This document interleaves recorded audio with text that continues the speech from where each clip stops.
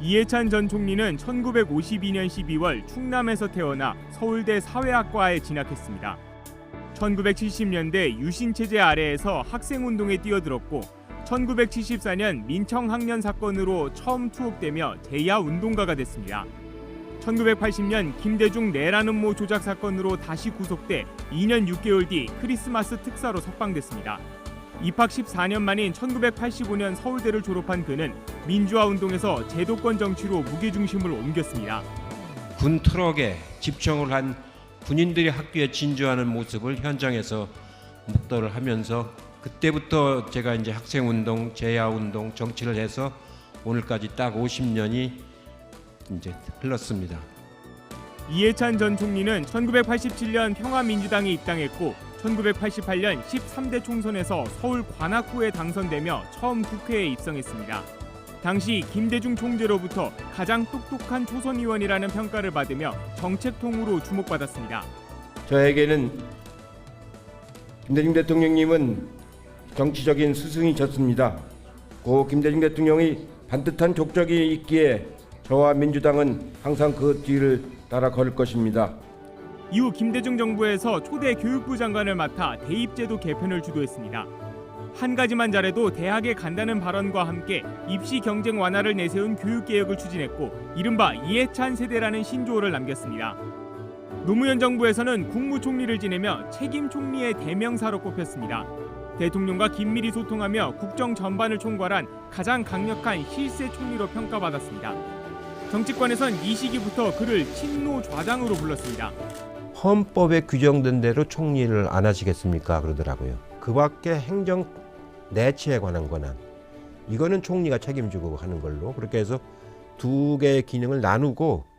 정치 인생에서 가장 극적인 장면은 2016년 20대 총선이었습니다. 당시 김종인 지도부로부터 공천에서 배제되자 탈당해 무소속으로 출마해 세종시에서 당선되며 국회의원 7선 고지에 올랐습니다. 2018년에는 더불어민주당 대표로 선출돼 이른바 20년 집권 계획을 제시했고 2020년 21대 총선에선 민주당과 시민당을 합쳐 단일 정당 기준 역대 최다 180석을 확보하는 유례없는 승리를 이끌었습니다. 지금 민주당은 더욱 정신을 바짝 차려야 할 때입니다. 국정을 맡은 무거운 책임감을 먼저 가져야 합니다. 총선 이후 그는 당대표직에서 물러나며 정치 일선에서는 한 발 물러났지만 이재명 대통령의 정치 멘토로 보는 시각도 적지 않았습니다. 민주당 상임고문으로 남아 2021년 대선과 2024년 총선을 지원했고 장관급인 민주평화통일자문회의 수석 부의장을 맡아 공적 역할도 이어갔습니다. 이 전 총리는 민주당계의 상징적인 존재이자 현대 한국 정치사의 굵직한 장면마다 이름을 남긴 인물로 기억됩니다. 1972년 박정희 정권의 10월 유신, 서울대 사회학과 1학년이었던 이해찬은 뜻하지 않은 민주투사의 길을 걷게 됩니다. 나라가 이 모양인데 학생들이 데모도 하지 않느냐는 부친의 한마디가 젊은 청년의 마음을 뒤흔든 겁니다. 민주화 운동에 나선 이해찬은 1974년 민청학년, 1980년 김대중 내란음모 조작 사건에 잇따라 연루돼 두 번의 옥고를 치릅니다.